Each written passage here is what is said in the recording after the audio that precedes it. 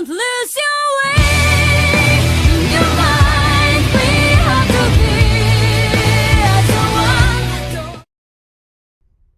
What's going on, YouTube? Or Storm here, coming at you guys with another video today. Today I'm going to be doing my Yugioh Economics 101. This is something I've been wanting to do for quite some time. So today I decided that it was something, because I've had these ideas stewing in my head for a while, and I wanted to actually, bring it to you guys. So, and also you notice there hasn't been any videos since last Sunday. At my work job this week, we've had some high ups from the company are coming in, so I've been running around all week and cleaning a lot, doing a lot of other things that I don't normally have to do.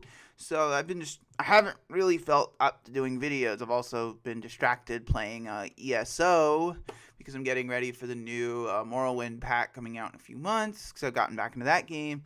That's kept me busy. I just haven't had a chance to really get to videos this week due to both of those factors. So, but I hope you guys do enjoy this video, because it's been something I've been working on.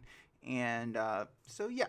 So the main things we're going to go over today is we're going to go over a couple of things, because we want to understand why cards hold value, drop, or go up. Main thing we want to understand why cards are expensive, why they aren't, etc. And understanding some market terms, because we're going to talk a little bit about a few economics terms. If you're not really into understanding these things, this might not be the video for you. But main thing is the video, I want to understand a few things. Understand why are these cards expensive? Why? Because this is always a question for some people, and how to smartly invest in Yu-Gi-Oh and make a little bit of money, because that's what we all want to do. Money makes the world go round. So we want to being able to make money, save money, in Yu-Gi-Oh is pretty decent. Next thing, first term we want to talk about today is willingness to pay. It's a term I've gone over in my videos before, but it's pretty simple. It means different people are willing to pay varying amounts for an item. This is anything. This could be a Yu-Gi-Oh card. This could be, a pack of sleeves, a candy, or whatever it is. Different people are willing to pay varying amounts for an item. For a great example, think of a card like Cyframe Lord Omega is a really good example of this. Person A probably isn't willing to pay, $50, whatever Cyframe Lord Omega is right now.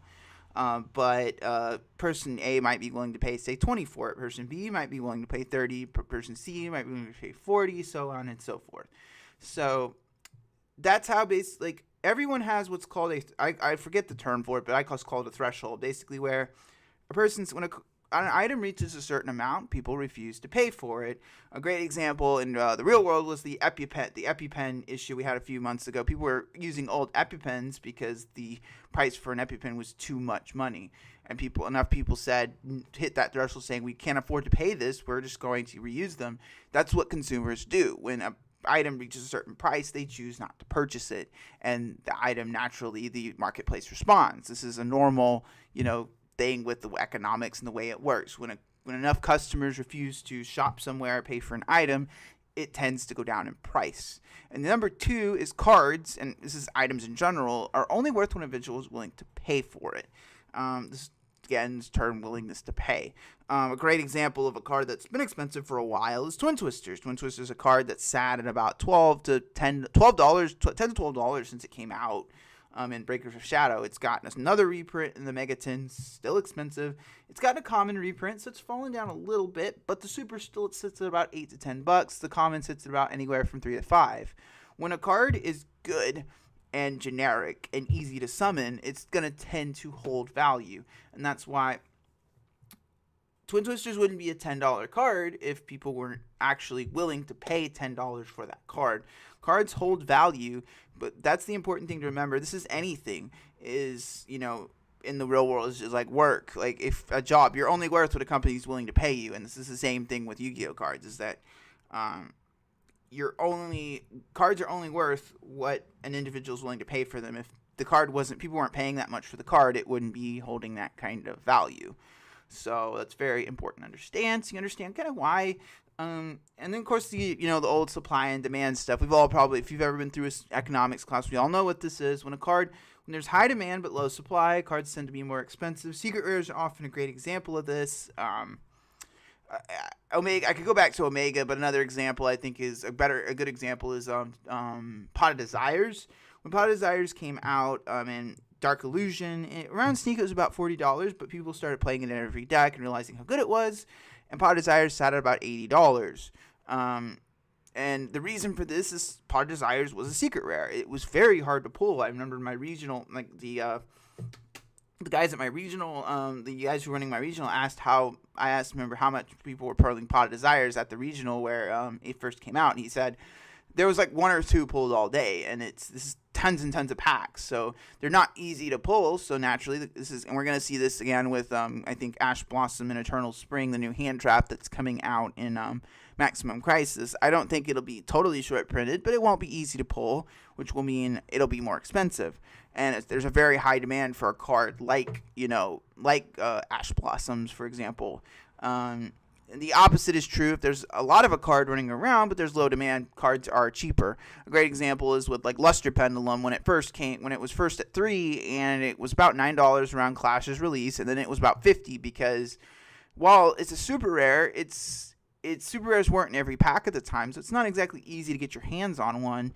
And there is an insanely high demand for it. But when Luster Pendulum got reprinted and when it went to 1, everyone had 2 extra copies of Luster Pendulum, so the volume supply went massively high and the demand went massively down. So that meant Luster Pendulum, you could obtain a couple for a couple dollars. And this is applied to really anything, you can apply this to a lot of different things, but the main thing is supply and demand tends to, have an effect on our market. When there's a card is a secret rare, it's not easy to pull, and a lot of people want to get their hands on it. It naturally is a more expensive card. And then the main thing is we want to teach you guys how to make money. So this is the main thing is we want to teach you how to make money, how to save money, etc. So this is the main point of this video. The first tip I always tell people is these first 2, which is invest ahead in cards and pay attention to what's going on in the OCG. The first thing is you want to pick up cards around the sneak or around the thing when you know they're good and you know that they're going to go up in price. There's multiple examples of this. I remember when Titanic Galaxy first came out, it wasn't really that expensive, about a $5 to $8 card. And I picked it up because I was like, this card is way too good. I know I'm going to find a deck to use it in, whether it's Dark Worlds, whether it's, later on it was Metal Foe Yang Zings, now it's DDDs. That card is so good, and I knew that it was going to hold its value. So it was going to go up in price eventually, and turns out it did. Another example is I got Crystal Wing on release of Shining Victories because a lot of people said about Crystal Wing is that it wasn't generic, which it shouldn't be. They felt it was a little too difficult to summon, and then people realized the Ultimaya combo. People realized, it's not that hard to get a Synchro Monster and a Tuner on the field together to make Crystal Wing, so it went up in price, and it's currently sitting at about $40. Picking up cards ahead of time, it's provided that they're not that expensive on Sneak, and that they know that you kind of figured that they're too good, that they're going to go up. So the main thing with that is being able to see that and see ahead of when a card will probably go up in price will save you a lot of money. Then the second thing is paying attention to the OCG. Looking at the OCG format, while their format is a lot different than ours, we have a completely separate ban list. We have separate cards running around. It's definitely good paying attention to OCG to at least get an idea of what's going to be good in the future.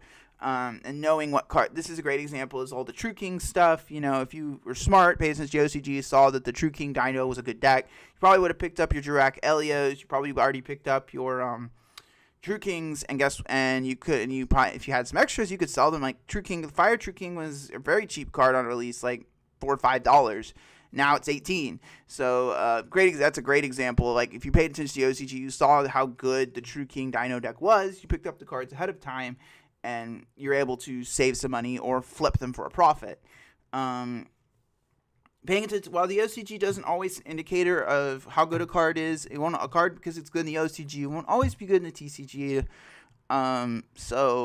But paying attention to them you can know what's going to be good in the future, and it can prepare you ahead of time to pick up certain cards.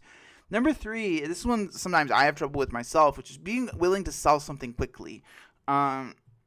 A lot of times, when you get attached to a deck, you don't necessarily want to get rid of it, but being willing to sell something quickly can make you money, because especially when something will lose value. Great example is if you have a deck that you've been playing, but it's just recently been hit by the ban list, you might want to move it right after the ban list. A great friend of mine was playing a Shaddoll Lightsworns, but Soul Charge was hit. And I always wondered, well, why did he sell the deck? Well, Soul Charge is one of the cards that tied that deck together really well. And with Soul Charge Limited, it really put hindrance on what that deck could do. So he sold the deck. And that's important to remember, is being able to move card decks and being able to move deck cores for, debut on them. Now, number 4, this is the one that seems simple and easy, but it's not always easy to do, is being able to judge what cards are good on release, because that can really, like the Titanic Galaxy, like the Crystal Wing we mentioned earlier, like Luster Pendulum I mentioned earlier, being able to go onto DevPro, see a card that's coming out and seeing like, that card is pretty good. It's going to be really expensive at some point, so maybe picking it up early is a good idea. This can be difficult sometimes, being able to see a card, test a card and see that it's good before you can be able to get a hold of it on release day is definitely but it's definitely something that takes time to learn. But once you know a card is good, you can pick it up for relatively cheaply and save some money.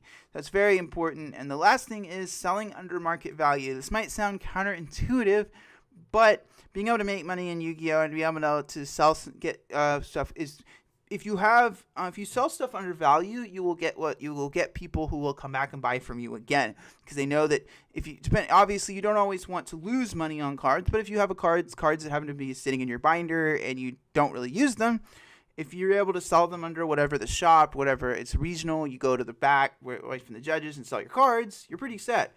So this is definitely something that can keep, because when you sell something under market value, it keeps your buyers returning for more cards, and that's really important for that. So anyway, guys, about comes to the end of the video. Damon, what you guys think of my Yu-Gi-Oh! Economics 101? Is there any suggestions you have to play people to be able to play this market right? Let me know down in the comment section below, and as always, I thank you guys for watching. So Orstorm, signing out.